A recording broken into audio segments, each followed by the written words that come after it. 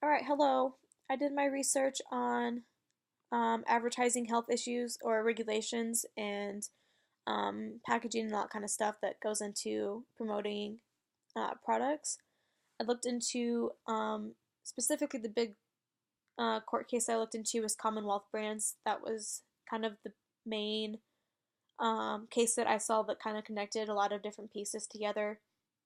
And it's still kind of even being talked about today, which I'll get to later. Um, Through this research, I kind of found that a lot of the regulations aren't necessarily just on advertising tobacco products, but also just the packaging itself and what can be placed on the product. Um, so when it's the tangible thing that people buy, what's going to be said on there and how's it going to be stated, how big is it, all that kind of stuff. Um, so looking like going into this as an advertising professional, looking into it, whatever, was kind of expecting it to kind of be FTC regulations, but it ended up being more geared towards Food and Drug Administration, the FDA. This is because the FDA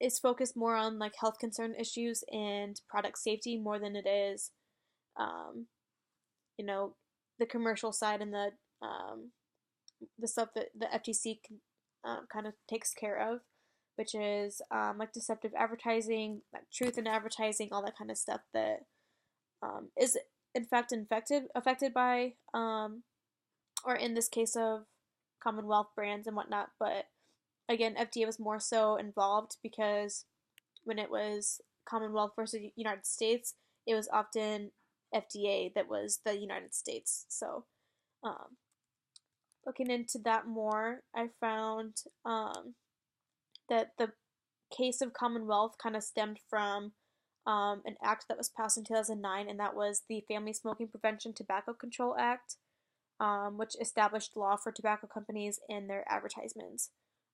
Commonwealth, a year later in 2010, said, hey, this act is kind of imposing on our free rights or our First Amendment free speech rights and all that kind of stuff. So we took a look into that. Then also in 2012, that's where Discount Tobacco City came in. Um, and without going into too much detail, basically it was the same issues being argued, um, and rules that just kept going getting flip flop between lower court and higher court cases, and then case to case different rule. The same rules were being changed many times in different ways, so it got kind of confusing. But one of the rules that was kind of confusing to read about that actually is more that got updated super recently was in the Discount Tobacco City case. Um, the companies were no longer or were allowed to give free items as rewards for tobacco purchases. So if you wanted to go buy cigarettes or smokeless tobacco, um, you would get a reward of some sort.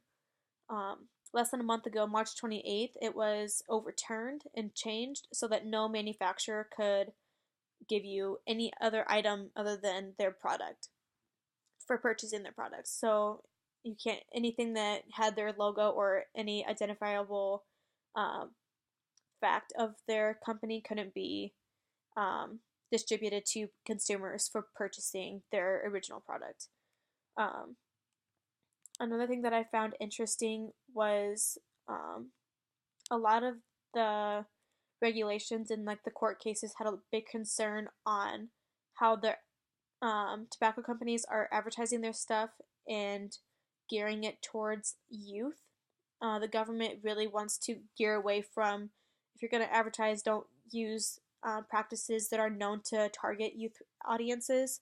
Um, so that was interesting, but also the um, lack of concern per se that wasn't like don't advertise towards adults, which makes sense because they're gonna be legal and whatnot. But um, smoking is bad for everyone, no matter who does it. So that was also geared. I guess that was more towards you can't stop adults from buying it because they're gonna be legal and they're gonna be of age to buy it. But um, you can regulate what's on the package, and so what's on the package is statements saying hey, smoking causes cancer, warning messages about health concerns, all that kind of stuff. So, though it's not like there's advertisements that are necessarily geared towards adults, um, once adults are buying these products, they can see on the package that that's not necessarily safe for them. So that's just kind of a brief overview about what I found and what I researched. You could check out my paper or my PowerPoint slide kind of for a breakdown for what I saw and research. Thank you.